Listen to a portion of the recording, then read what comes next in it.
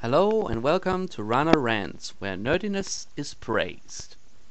Now, as a follow-up to my other review about the legacy of Kain, now we throw ourselves over the darker Soul Reaver series.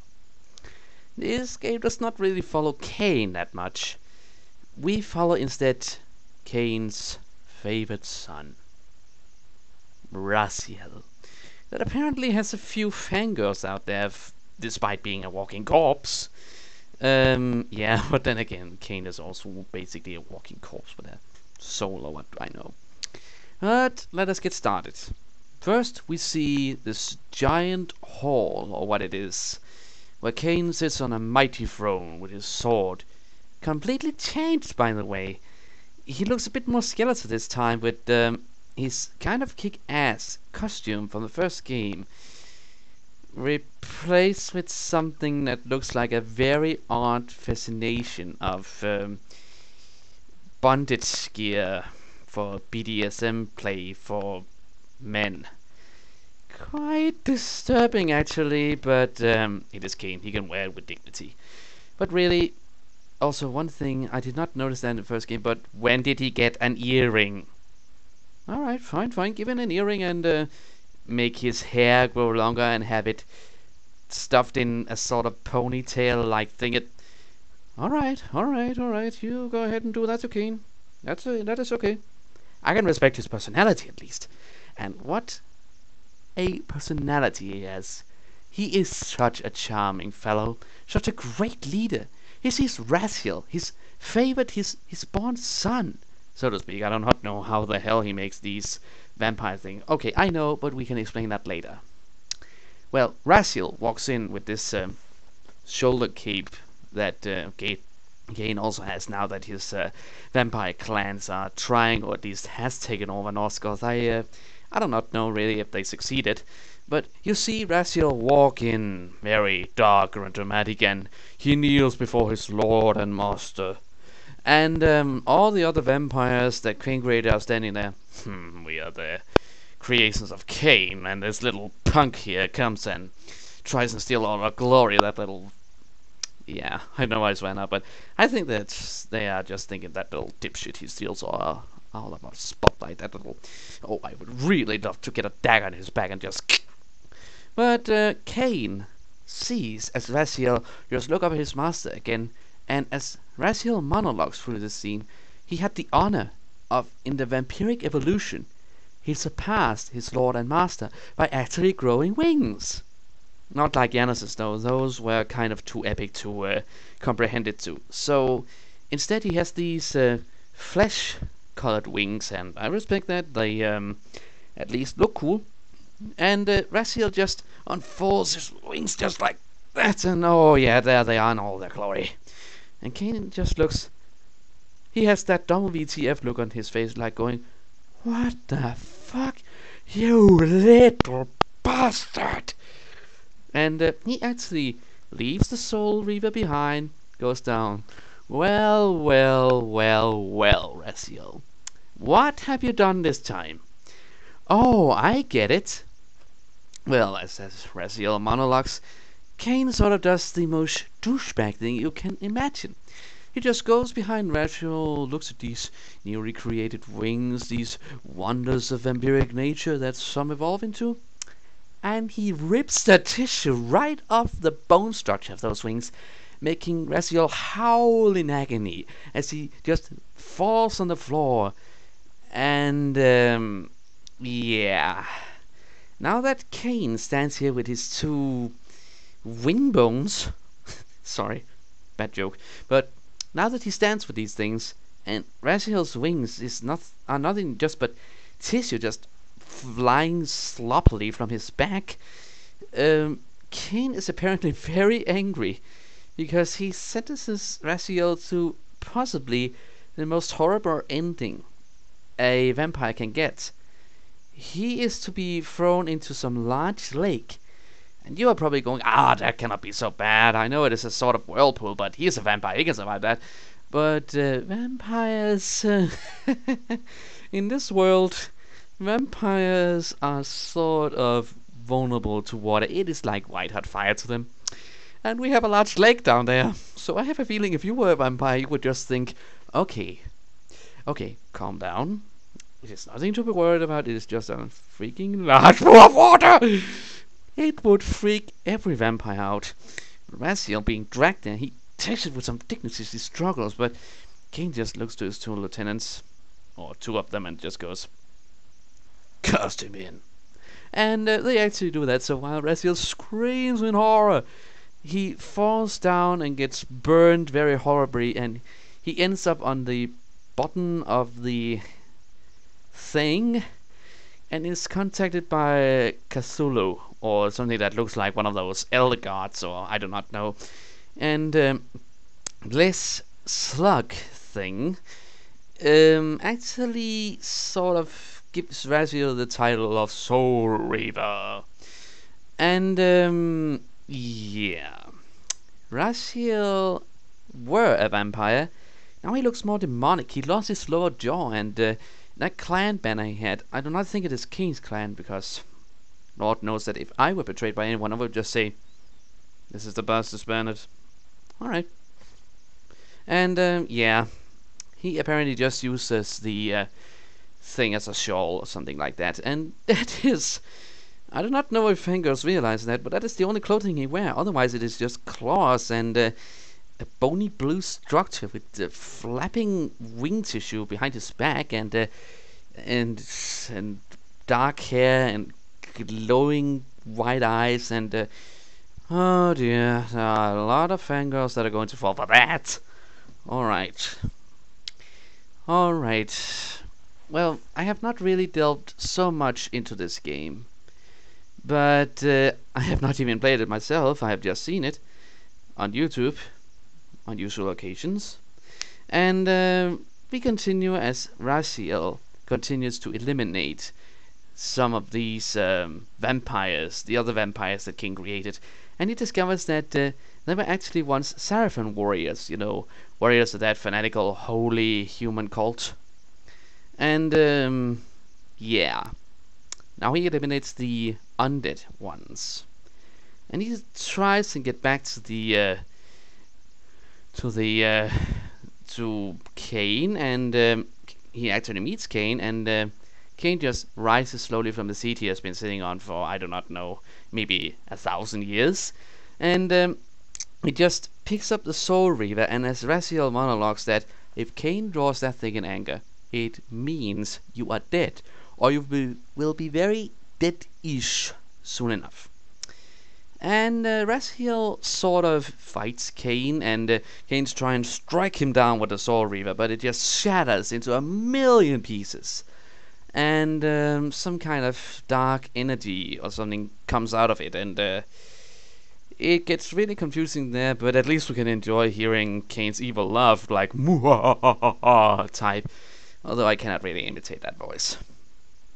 But now it gets really confusing. Something about a guardian of balance, and the pillars of Northgard, some divine holy monuments, and they fell into collapse and got corrupted because Kain wanted to save his own life instead of saving the world. Sort of an anti-hero move there, Kain. And we also meet Mobius, some Time Guardian, but in short it falls on the fact that since Kain killed Raziel like he did, and he was resurrected like he was, he is liberated from something called the Wheel of Fate. Something that means that, hey, you are destined to die the moment you are born, and then you are destined to be reborn, and then the cycle goes over and over and over and over again. And all is due to this freaking giant slug. And I have to say, through the game, Soul Reaver 2, mind you, I cannot remember how the first Soul Reaver ends, but in Soul Reaver 2 you hear Raziel commenting, and what should I tell Mobius? That he is worshipping a giant squid. Do you think his faith would falter? I have to say, Raziel is a smug bastard. I must be honest. He and Kain, in their own ways, they are sort of epic characters. I have to say, they are some of the male characters in games I actually enjoy watching, because As Vasiel at one point mentions in Soul Reaver 2 when he sees Kain just teleporting out of nowhere. Oh no, every time you come around it means the world is about to end. Boo hoo hoo. That is all what I got from it. It is like they do not see eye to eye and they are like, I do not like you. Oh, it is okay. I do not like you either, but you are important to my plan. What plan is this? I do not know. I think we can all agree that what goes on in Kain's head, you would need a couple of good psychiatrists to get that out. Yeah. But let us just say Kain makes sure that Raziel is one of the, if not the only being in all of Nosgoth that actually has free will and can change his own destiny instead of just being reborn and yada yada yada yada all over again. And Raziel sort of realizes that at one point, and he also understands that this glowing energy sword he has on his arm called a Wraithblade. Waveblade. Okay, I need to change something about my own works in case I meet someone who is very fanatical about copyright. Okay, I need to notice that, but yes, his Wraithblade gets empowered by all different kind of energy sources. He discovers ancient history, he makes new enemies. Mobius the Time Streamer, a real slimy fellow who always schemes and plots. Who basically makes sure that everyone in Nosgoth hates vampires and then... Yes, he sort of kills them off, believing that vampires is a cancer upon the world, and we as humans must make sure that we can serve the world because it is ours. Mobius, you freaking narrow-minded, ignorant little son of a... Ladies and gentlemen out there, this is not for you, this is for Mobius, because Mobius deserves 2 of these. I have to be honest, he does. Also, his appearance, he is like this crippled old man. He looks like Gandalf's grandfather who just lost all his marbles. Yeah, moving on. We also discover in Legacy of Kain Defiance, another game, that sent us also on Kain, both Kain and Rashor this time. So apparently you can play as both of them, I think. And yeah, Raziel discovers more about his past and realizes that he is a hero prophesied to help out and rescue the vampire race. And he also gets the help of Janos frigging Ordrin. The vampire, I have to say, I think is badass. And I really have to ask you, how the hell can any of you think that Janos is gay? Is it because he wears what looks like a priest robe? Guys, look inside yourself. Janos is an old, ancient, and knowledgeable vampire. Oh, no, I am not having this discussion. Janos is awesome. Rana, decrease it. Alright. We understand that by taking something called the Heart of Darkness from Kain, Rashor is able to resurrect Janos. As I probably mentioned, the plot is very confusing. And he actually rips the heart from Kain's chest. And I know I do not like Kain on some fronts, but I think that is pretty evil. And he sort of takes the Heart of Darkness and stuffs it inside Janos, and yeah, for some reason, although it is 500 years since he was killed, Janos just gasps, and he is alive again. Freaking weird. But yes, we continue. Janos starts going babble, babble, babble, babble, history babble, history babble, history babble, history babble. And Raziel just goes, history battle?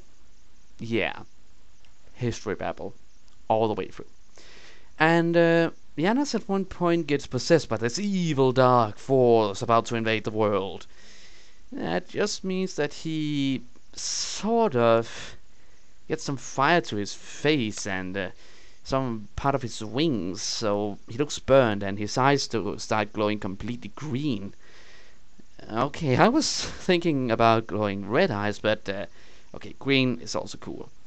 So he basically beats the hell out of Raziel, and that has been pretty much it.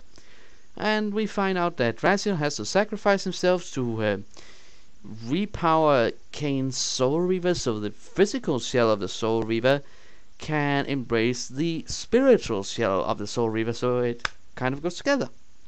And then Kain, by having this empowered Soul Reaver, he can actually see the guy that the slug guy that Raziel was serving, but not before killing off Mobius and Raziel revealing, that is the slug guy you were worshipping. What do you think about that, Mobius? And Mobius just goes, "No! It cannot be my lord and master. I served him so faithfully." And Raziel just does not give a crap. He just goes, "Okay, you served him, fine, go ahead." And pushes him against him, so this guy devours Mobius, his soul and his essence and all that. And then Raziel sacrifices himself to get inside the Soul Reaver, becoming the Soul Reaver that he is destined to be. And Kain then sees this slug thing, and he makes the underestimate, I think it is, of the year, because he just goes, "What in hell? If I saw a giant slug and I thought it was a god before, I think I would have some more serious reactions to that." But yes, Kain just goes to town on its ass, cuts off its limbs and its tentacles. Stop that thought. Stop it. Seriously, it is not worth it. Stop it. Good. He slices it to bits and basically defeats it, and as soon as he just jumps out of the room all triumphant-like, there's one tentacle just going, "You cannot destroy me, Kain. I am the engine of life itself. You cannot destroy life itself. I will get you one day." And then I have to say, Kain redeems himself from what he said before by giving a badass line going, "In the meantime, you best burrow deep." Yeah, Kain just regained his badassness, despite wearing that ridiculous leather outfit. Vampires have a really odd fashion sense. So he just stares all over Nosgoth, trying to rebuild itself, holding a sword, and say, "Raziel gave me a brief glimpse of that terrible, terrible illusion. Hope." Kain, you are a freaking cynical, megalomaniac bastard. So why is it that I still think that you are epic and awesome? Maybe because yours and Raziel's dialect are just like, they are freaking epic, and trust me, the story is what really drives the game. You do not pay attention to the graphics or the enemies. You just go, "Okay, continue the story. What happens? What happens? What happens? What happens?" And yeah, I still think it is very epic to this day. I will not say we produce complete crap nowadays, but I think the stories in some games are kind of cool. You mean, like Zelda Twilight Princess? Maybe I should review that at one point. But really, Legacy of Kain, Blood Omen 2, Soul Reaver, both games I have seen on YouTube, and Legacy of Kain Defiance that I both have and have seen on YouTube. Okay, just to sum it up. These games I mentioned here have good graphics. Although I have to say, Soul Reaver 1 and Soul Reaver 2, I do not know if Soul Reaver only came out for the PlayStation 1, because in case it did not, and if it was for PlayStation 2, I am likely to say, what? Because the graphics are not really that impressive. Not in the least. But really, for their time, the graphics were good. The puzzles are good. There are different sorts of them. But the only thing I really think about when I think back on the games are those so-called shrines or forges you have to visit, like fire, wind, and light and darkness. I am just thinking, are these really necessary, that you just empower your weapon to do much more damage in the game? But at least in the story they tell that, okay, fine, if you have all the elements of power in this Wraith Blade, then you are sort of epic, and you drive the story forward, and you just go, okay, fine, if the story goes forward, I am happy. So I know this sounds incredibly simple-minded, but still, 5 out of 5. And why? Because it is goddamn Rachel and Kain having conversations. I mean, these guys can make everything sound epic. They can do comedy, they can do horror movies, they can do drama, and they will still be epic, going, I am more epic than you. No, I am more epic than you. Really? I would actually love to see a show where those two are arguing. I have also seen some outtakes on how their voices somehow messed up sometimes during the recording. And I have to say, the guy that does Kane's voice is a funny one. And I have to say, the guy that does Rachel is a bit dirty-minded, so to say, but maybe it is just me. So, again, 5 out of 5. Top score on these games. But Soul Reaver games, for that time, I think they were created, I would say a 4 out of 5. Now, do not hate me on that, because I am not certain when they were made. So, yeah, I am just a poor, simple nerd. And, yeah, I will not go into some over-dramatic explanation why I do this, but I just feel like doing it. Alright, this has been Rana Naraja. Of course, still not my real name, you morons. Okay, seriously, none of you out there are morons, except you prove it. If you prove you are a moron, then you are a moron. And still, back to you, the little guy who is so wise, yet such a high note about how cool you are. Look, if I were gay, why would I actually think that anime girls can be quite attractive? Oh, now I am a nerd. I am a silly freaking freak of a nerd. Get some better material, dude. Okay, this has been Rana Naraja, and until next time, hopefully we'll be doing Twilight Princess, keep it metal.